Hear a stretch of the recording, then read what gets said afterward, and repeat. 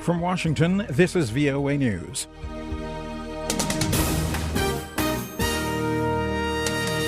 I'm Vincent Bruce reporting. A plan to combat extremism is outlined in Switzerland. U.S. Secretary of State John Kerry outlined the far-reaching long-term strategy, speaking to leaders at the World Economic Forum in Davos, Switzerland. Kerry called for a holistic approach that includes accountable governance and economic, political, and educational empowerment for all. We will certainly not defeat our foes by vilifying potential partners, or by suppressing the very freedoms that terrorists try to destroy. Unless we direct our energies in the right direction, we may very well fuel the very fires that we want to put out. Kerry added that in the weeks to come, the world must work to strengthen security and stability in Yemen, North Africa, Somalia, and Nigeria.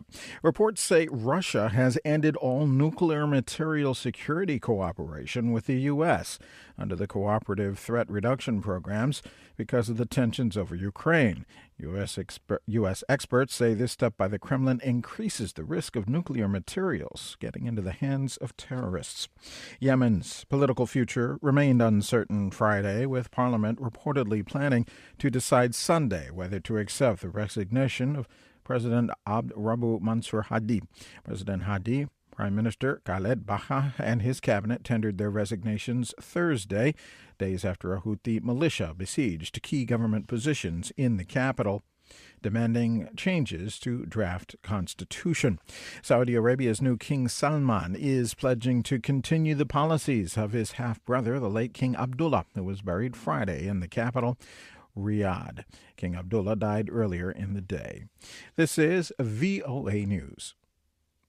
Alexander Zakharchenko, the leader of Russia-backed separatists in eastern Ukraine's Donetsk region, said Friday there will be no further peace talks with Kiev, as Zakharchenko, head of the self-declared Donetsk People's Republic, said his forces would attack Ukrainian government troops, quote, unless or until we reach the borders of the Donetsk region, unquote.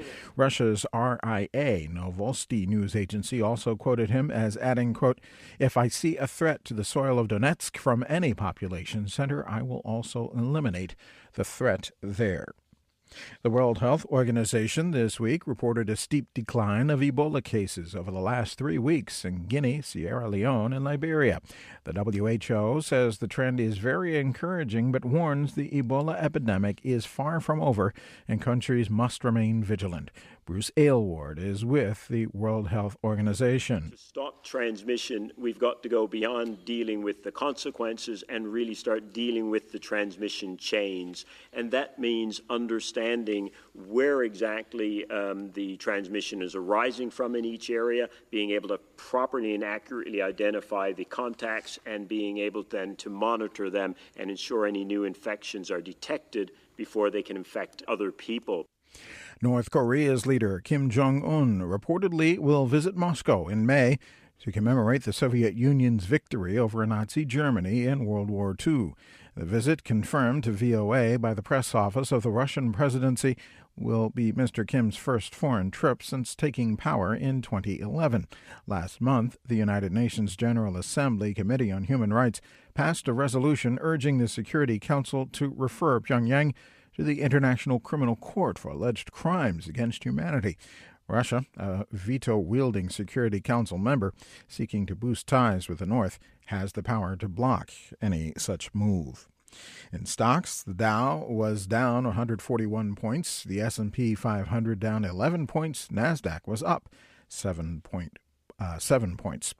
The U.S. official has wrapped up a visit to Havana, saying her talks there mark an important step forward in restoring diplomatic relations with Cuba, but noting they are just a first step, that the road ahead is long and complex. It is obviously part of what we're talking about when we say we have profound disagreements with the Cuban government, when we talk about democracy and human rights and support for civil society and independent actors. The voice of Roberta Jacobson, the U.S. Assistant Secretary of State for Western Hemisphere Affairs, making those comments Friday. I'm Vincent Bruce in Washington. That's the latest world news from VOA.